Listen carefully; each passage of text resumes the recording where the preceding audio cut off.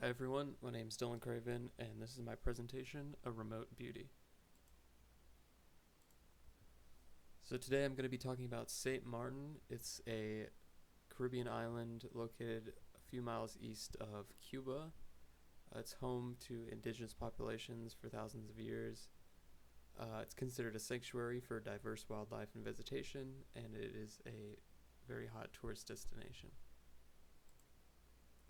So a little bit of history about the island.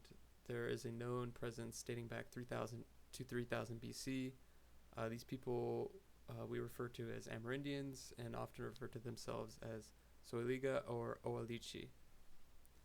The island was later discovered by the Europeans, specifically Christopher Columbus in 1493. It wasn't until about 100 years later to where uh, explorers from Holland also discovered the island and then partitioned it between Holland and France.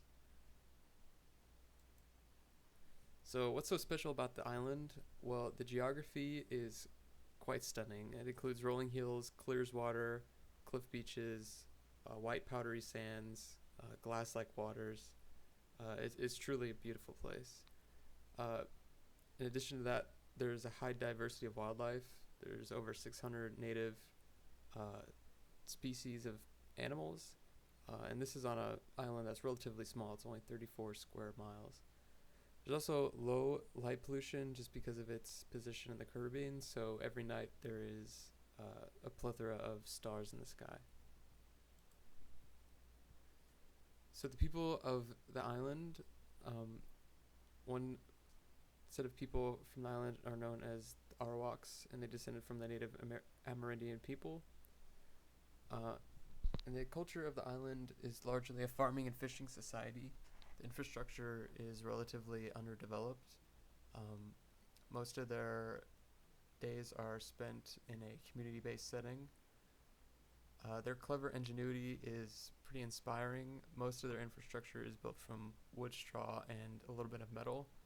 And because of the island's positioning in the Caribbean, it's often subject to the extreme weathers of hurricane season. And despite that, they are still able to maintain relatively intact infrastructure. It's also a melting pot of culture just because of the tourism. Few people stay, but there is such a high amount of tourism constantly on the island that many people you visit there or see there are from any part of the world. So, how did this change me as a person? Well, I visited the island when I was young. I was about 8 years old. And this was really the first time I got to see a different part of the world. I grew up in Texas all my life and knew nothing but really the flat plains and the concrete infrastructure, and seeing something else was pretty inspiring. It allowed me to get away from the constant connection of modern life. While I was younger at the time, social media was just becoming a thing, and you know, everyone seems to sit indoors now. So it really showed me a different side of life that you can kind of escape this 24/7 connection to the internet.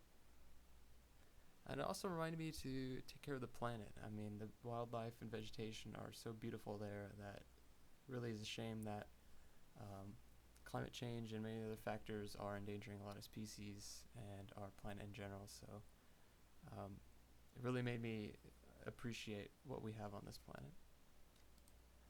And I think everyone else should experience this as well. I think most people are often trapped in a cycle of constantly being online, constantly going through their day routine, and they never get to see anything outside of their little bubble. Uh, so going to St. Martin, I think, can give you an eye-opening experience about what the world has to offer, what you can value in life, and it gives you newfound appreciation for your friends, family, different cultures, etc. So I just want to thank everyone for watching. I really hope you gain something new. I really hope you can check out the island once in your life. I completely and utterly recommend it. And yeah, thank you for watching.